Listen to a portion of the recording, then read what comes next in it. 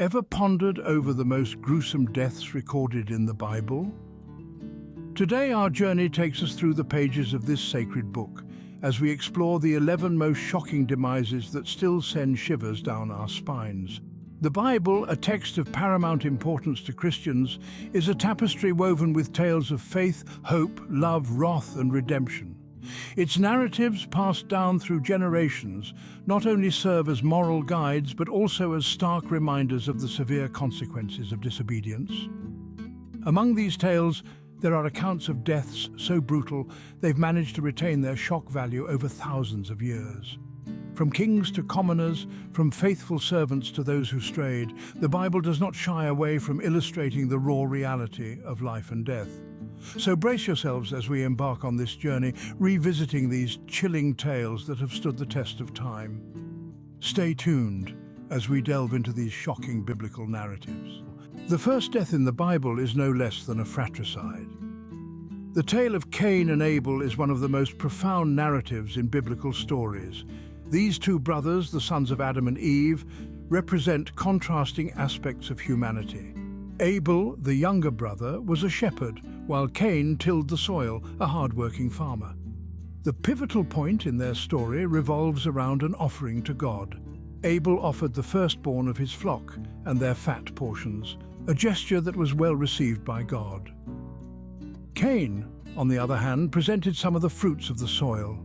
God, however, did not look upon Cain's offering with favor, a decision that incensed Cain and set the stage for what was to come. Driven by jealousy and resentment, Cain lured his innocent brother Abel into a field.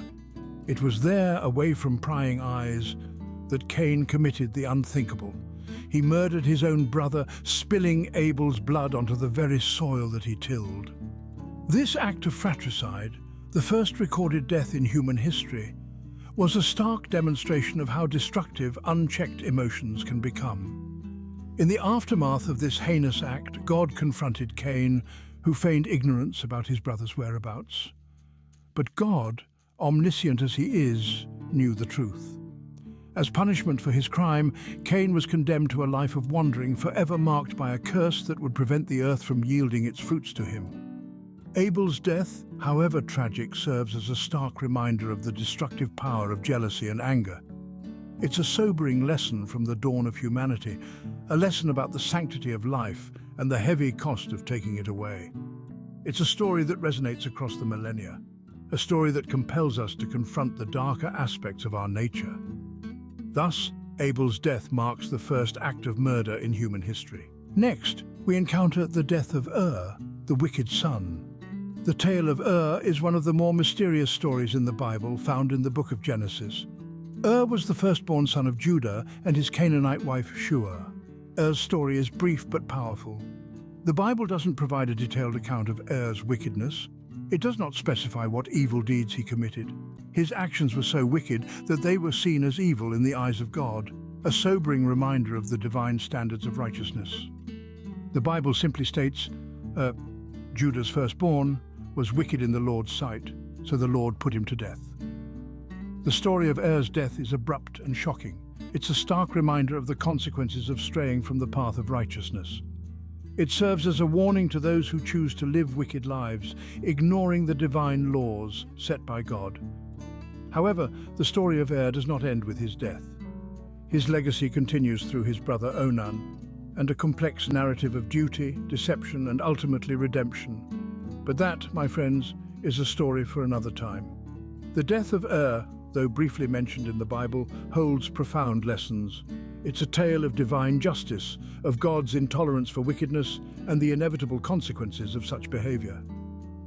Actions led to his untimely death, but his story lives on, a cautionary tale that echoes through the ages. It serves as a stark warning to those who choose to defy divine laws, reminding us that wickedness does not go unnoticed or unpunished in the eyes of the Lord. Death teaches us that divine punishment is inevitable for the wicked. It's a grim reminder that our actions have consequences, and that living a righteous life is not only a divine command but also a path towards a life of peace and fulfillment. The death of Aaron's sons Nadab and Abihu is a chilling tale. Our journey into the gruesome deaths of the Bible takes us to the book of Leviticus, where we encounter Aaron's sons Nadab and Abihu. These two were not just the sons of Aaron, the high priest, but they were priests themselves, serving in the tabernacle, a sacred place for the Israelites. Their story takes a turn when they decide to offer strange fire before the Lord, a direct violation of God's instructions. The Bible doesn't specify what exactly this strange fire was, but it's clear that it was something God had not commanded. In their role as priests, Nadab and Abihu were supposed to adhere strictly to God's instructions, but they chose to do otherwise. Their act of defiance did not go unnoticed. God's response was swift and severe. Fire came out from his presence and consumed them, ending their lives in an instant right there in the sanctuary. This was a divine demonstration of God's holy nature, his demand for obedience, and the grave consequences of disregarding his commands. The death of Nadab and Abihu serves as a stark reminder of the high standards required of those who serve God. It's a tale of caution that emphasizes the importance of obedience and reverence towards God's instructions. Disregarding God's commands, especially when in a position of spiritual authority, can lead to dire consequences. The demise of Nadab and Abihu is a stern warning against disobedience. Their story reminds us that God's commands are not to be taken lightly, and his holy nature demands our reverence and respect. Let's remember, it's not just about the act of serving, but serving according to God's will and instructions. Sisera's death is a tale of deception and sudden demise. In the time of the Judges, Israel found themselves under the oppressive rule of King Jabin of Canaan, whose army was commanded by Sisera. Sisera was a formidable adversary, known for his 900 iron chariots, which instilled fear in the hearts of the Israelites. But as the narrative unfolds, we see divine intervention through the prophetess Deborah and her commander, Barak. They lead a successful rebellion against Sisera, and in the ensuing battle, Sisera's chariots become useless in the face of a sudden downpour. His army is defeated and he flees on foot. Sisera then encounters Jael, the wife of Heber the Kenite. Jael invites the weary Sisera into her tent, offering him shelter and a place to rest. Exhausted, Sisera falls into a deep sleep. It is here that Jael seizes the opportunity to ensure Sisera's end. She takes a tent peg and a hammer, and while Sisera sleeps, she drives the peg through his temple, pinning him to the ground. The gruesome death of Sisera is a stark reminder of the biblical principle that one's actions have consequences. Sisera's oppressive rule led to rebellion, his arrogance led to defeat, and his trust in Jael led to his untimely death. Sisera's end reminds us that one's actions inevitably catch up with them. Eglon's death is one of the most graphic deaths in the Bible. The tale of Eglon, the Moabite king, is a chilling testament to the harsh realities of the biblical times.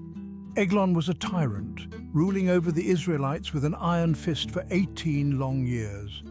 But as the saying goes, every dog has its day, and Eglon's day was coming.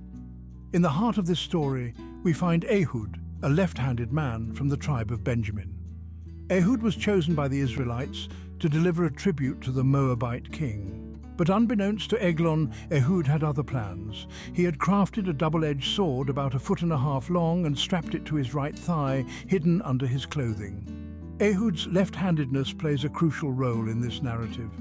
In those days, it was customary for guards to check only the left thigh for weapons, as most people were right-handed. Ehud's left-handedness gave him the advantage of surprise. When Ehud presented himself before Eglon, he claimed to have a secret message from God for the king. Intrigued, Eglon dismissed his attendants, creating the perfect opportunity for Ehud. Once they were alone, Ehud drew his sword and struck Eglon in his belly. The sword sank so deep that the handle disappeared into the fat, and Eglon's filth came out. Ehud made his escape, locking the doors of the roof chamber behind him. When Eglon's servants found their king, they initially thought he was relieving himself. By the time they realized the truth and broke down the door, Ehud was long gone. Through Ehud's bravery and cunning, the Israelites were finally freed from Eglon's oppressive rule. The story of Eglon's death serves as a stark reminder of the violent ends of tyrants, and how even the mighty can fall at the hands of the oppressed. Eglon's death is a stark reminder of the violent ends of tyrants. Jezebel's death is a story of pride, fall, and a gruesome end. Jezebel, a name that carries with it a heavy legacy, was a woman who lived her life in defiance of the laws of God, a queen of Israel. She was not only known for her beauty, but also for her wicked deeds. Jezebel was the wife of King Ahab and a fervent worshipper of Baal, a pagan deity. She led her husband and the nation of Israel into idolatry, turning them away from the worship of the true God. Her actions not only angered God, but also the prophets who were sent to guide the people of Israel. One of these prophets was Elijah, who prophesied that Jezebel would meet a violent end. And indeed, her pride and wicked deeds caught up with her. After the death of her husband, King Ahab, and her sons, Jezebel was overthrown by Jehu, a commander of the Israelite army who was anointed king by the prophet Elisha. On the day of her death, Jezebel adorned herself, painted her face, and looked out of a window, seemingly unafraid of her impending doom. Jehu ordered her eunuchs to throw her out of the window. They obeyed, and Jezebel fell from the palace window, her blood splattering on the wall and the horses trampling over her body. Her body was left to be devoured by dogs, just as Elijah had prophesied, leaving nothing but her skull, feet, and the palms of her hands. This horrifying end was a testament to the severity of the consequences that came from her pride and wickedness. Jezebel's death is an example of the deadly consequences of pride and wickedness. Her life and death serve as a stark reminder that actions have consequences, and that pride and wickedness can lead to a downfall that is both tragic and gruesome. Absalom's death is a tale of rebellion and tragic end. Absalom, the third son of King David, was a handsome man with a head full of thick hair, a source of his pride and, ironically, his downfall. His story starts off with a bitter resentment against his half-brother Amnon for the violation of their sister Tamar. Absalom's anger simmers for 2 years, after which he avenges his sister by orchestrating Amnon's murder. This act of vengeance sets off a chain of events that leads Absalom down a path of rebellion. He flees to Geshur, where he spends 3 years in exile, away from the presence of his father, King David. Upon his return to Jerusalem, Absalom begins a calculated campaign to usurp his father's throne. He stands at the city gate, swaying the hearts of the people, promising better justice under his rule. His conspiracy grows strong and widespread, so much so that David, in an attempt to save the city and its people from civil war, flees Jerusalem. Absalom, now in the position of power, takes over the throne and publicly lays claim to his father's concubines. However, Absalom's reign is short-lived.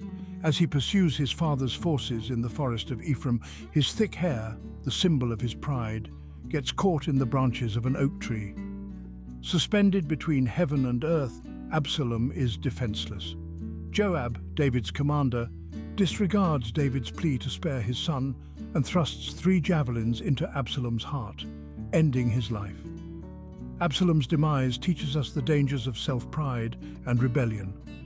Despite his initial justified anger, Absalom allows his pride and desire for revenge to cloud his judgment, leading him to rebel against his own father. His death serves as a stark reminder that pride and rebellion often lead to one's downfall. Achan's death is a sobering account of greed and its consequences. Our story unfolds during the conquest of Canaan, led by Joshua, the successor of Moses. After the miraculous victory at Jericho, the Israelites were strictly commanded not to take any of the spoils for themselves. Everything was to be dedicated to God. But one man, Achan, a member of the tribe of Judah, couldn't resist the allure of the forbidden. Tempted by a beautiful Babylonian garment, 200 shekels of silver and a wedge of gold weighing 50 shekels, Achan stole these treasures, burying them beneath his tent. A seemingly harmless act hidden from the eyes of men, but not from the all-seeing eyes of God. This theft displeased the Lord, and he withdrew his favor from the Israelites. In the next battle against the city of Ai, they suffered a shocking defeat, losing 36 men. Joshua, distraught and confused, sought answers from God, and God revealed the sin that had been committed. Joshua summoned the tribes of Israel, and through a process of elimination, Achan was identified as the culprit. When confronted, Achan confessed his sin, leading the Israelites to the buried spoils. But the gravity of his actions had already sealed his fate. The punishment was swift and severe. Achan, along with his sons, daughters, livestock, and all his belongings, were taken to the valley of Achor. There, in front of the entire Israelite community, they were stoned to death and their bodies burned. A heap of stones was piled over the remains as a lasting memorial of this tragic event. Achan's death is a grim reminder of the deadly repercussions of greed. His story serves as a stark warning against the temptation to take what is not ours, and the severe consequences that can follow. It's a lesson about the importance of honesty, obedience, and the destructive power of greed. Lessons as relevant today as they were thousands of years ago. Zimri's death is a tale of treason and self-destruction. This story unfolds in the ancient kingdom of Israel during the reign of King Elah.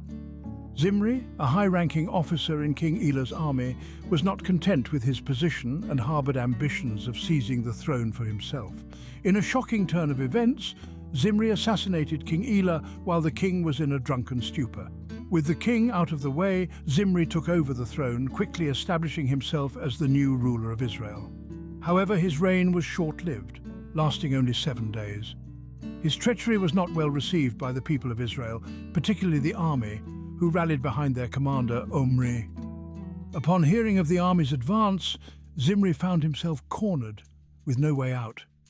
His world rapidly closing in on him, he made a drastic decision. Instead of facing the consequences of his actions, Zimri chose to end his own life.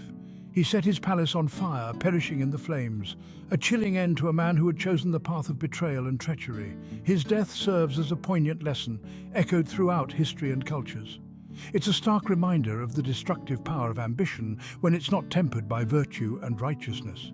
His story is a timeless warning against the perils of betrayal and the inevitable downfall that follows such actions.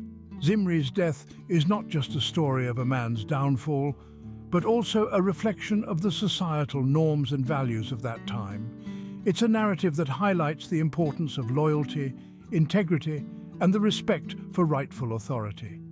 In the grand tapestry of biblical narratives, Zimri's story might seem like a small thread, but it's a thread that carries a potent message. It underscores the biblical principle that there are consequences for our actions, especially those that stem from greed, ambition, and betrayal. Zimri's death is a stark warning against betrayal and its self-destructive consequences. It's a reminder that even in the pursuit of power, one must always tread the path of righteousness, or else face the dire consequences of their actions. Herod Agrippa's death is a disturbing account of divine retribution. This story begins with Herod Agrippa, a king of Judea who was known for his arrogance. His rule was marked by extravagant displays of wealth and power, and he was not shy about flaunting his status.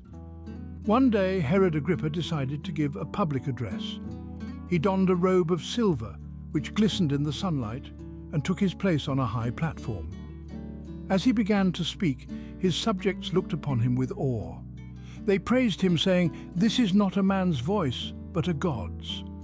Agrippa did not refute their praises. Instead, he accepted them, allowing his subjects to believe he was more than a mere mortal.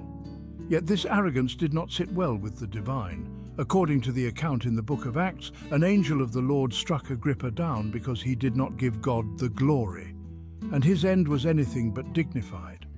Instead of dying a noble death befitting a king, Agrippa was eaten by worms and breathed his last. This gruesome death serves as a stark reminder of the consequences of hubris. It is a warning to those who would seek to elevate themselves above their station, who would dare to claim divine attributes for themselves.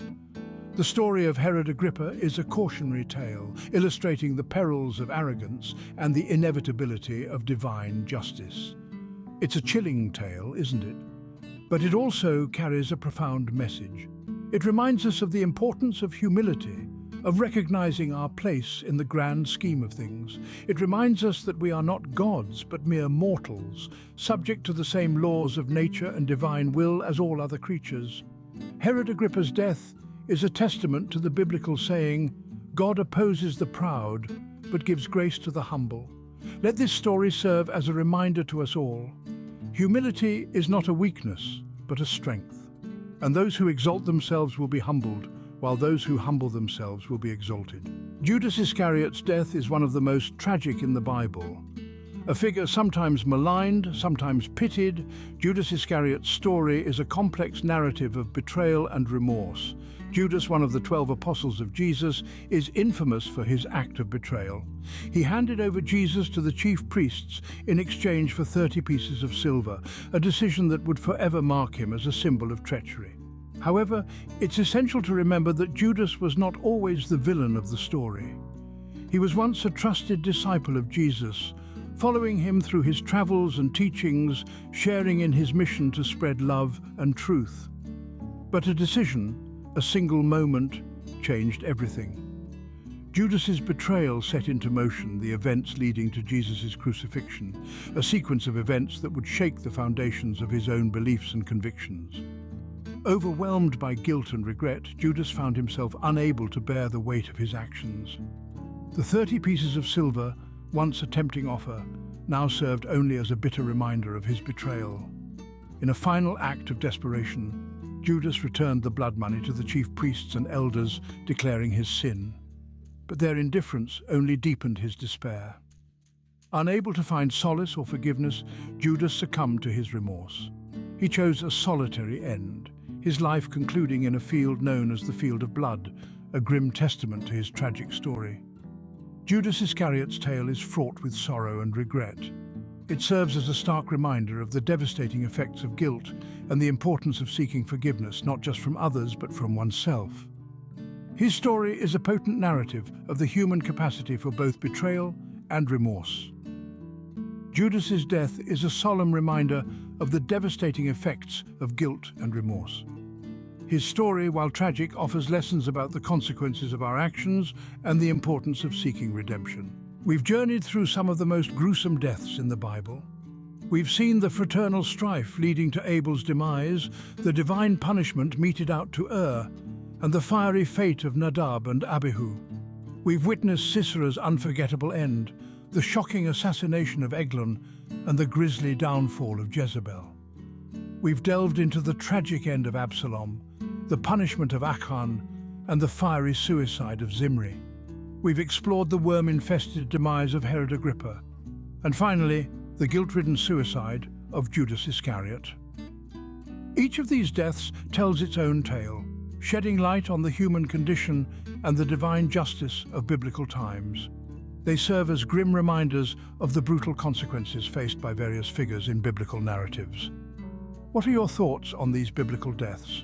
Share your thoughts and experiences in the comments below. Also, before you go, make sure to watch the next video on your screen. As always, thank you for watching.